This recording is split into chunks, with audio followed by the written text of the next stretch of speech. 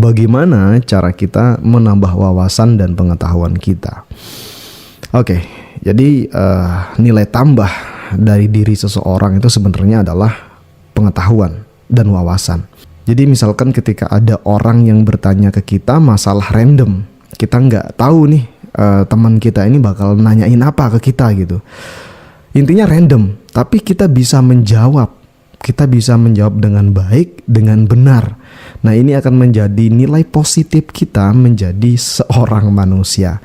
Oleh karena itu tentu semua orang pasti kepingin punya wawasan yang luas, punya pengetahuan yang luas. Namun juga ya, pengetahuan itu harus terkontrol. Artinya pengetahuan itu harus jelas sumbernya, jelas kebenarannya, jelas informasinya. Jangan sampai yang kita sebarkan malah hoax gitu, sesuatu yang gak benar. Kita juga harus mengontrol segala pengetahuan, segala sumber informasi yang masuk ke dalam diri kita.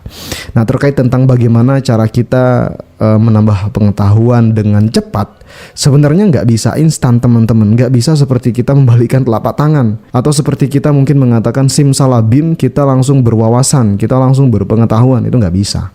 Jadi butuh proses. Nah, di sini ada 5 kebiasaan yang setidaknya bisa menambah wawasan dan pengetahuan kita dengan cepat. Apa saja itu? Jadi yang pertama adalah berani bertanya. Ya, berani bertanya. Ada sebuah peribahasa yang mengatakan malu bertanya maka sesat di jalan. Itu benar sekali teman-teman. Jadi kalau misalkan kita pengen tahu tentang sesuatu nih, tapi kita malu untuk bertanya, kita sungkan untuk bertanya, maka sampai kapanpun kita nggak akan pernah bisa. Sampai kapanpun kita nggak akan pernah tahu tentang informasi itu. Nah, terkait tentang siapa tempat kita bertanya, ada banyak banget. Kita bisa nanya ke teman kita yang lebih tahu, kita nanya ke orang tua kita mungkin yang lebih tahu, kita nanya ke senior kita yang lebih tahu, atau mungkin kita bisa nanya ke Google ya. Kita bisa nanya ke Google, atau yang sekarang lagi viral itu tentang ChatGPT gitu. Kita bisa nanya ke ChatGPT. Tentunya di zaman sekarang ini kita bisa bertanya dengan siapapun, kapanpun, dan dimanapun. Intinya di zaman sekarang lebih mudah untuk menjelajahi pengetahuan-pengetahuan yang mungkin membuat kita penasaran. Oke, itu yang pertama. Selanjutnya yang kedua adalah membaca buku dan artikel. Nah, kita bisa memulainya dengan membaca yang kita sukai. Dan juga jangan kita memaksa diri kita untuk membaca banyak buku sekaligus, itu nggak bisa. Kita harus baca bukunya satu persatu. Misalkan buku ini kita baca setiap hari satu bab. Sehingga bisa jadi mungkin dalam 1 minggu buku itu akan habis. Lalu kemudian kita pindah lagi ke buku yang lainnya. Jadi itu adalah cara membaca buku yang benar teman-teman ya. Jadi itu yang kedua. Kemudian selanjutnya yang ketiga adalah mendengar dan menonton. Kebiasaan yang sering kita lakukan setiap hari saya rasa adalah memegang handphone gitu ya. Jadi apa yang Anda lakukan hari ini, misalkan Anda memegang handphone untuk menonton video, mendengarkan podcast ini, juga termasuk bagian daripada menambah wawasan dan pengetahuan. Sehingga kita gunakan handphone kita dengan sebaik-baiknya. Misalkan kita buka YouTube, kita buka Facebook, atau kita buka TikTok. Setidaknya informasi yang kita dengar, yang kita tonton itu adalah hal-hal yang positif. Dan itulah yang akan menambah wawasan dan pengetahuan kita semakin banyak. Jadi itu adalah yang ketiga ya. Gunakan handphone yang kita punya saat ini untuk mendengar dan menonton informasi-informasi positif. Kemudian yang keempat adalah berdiskusi. Jadi ketika kita berdiskusi dengan teman kita, sebenarnya secara tidak langsung kita menambah wawasan dan pengetahuan kita.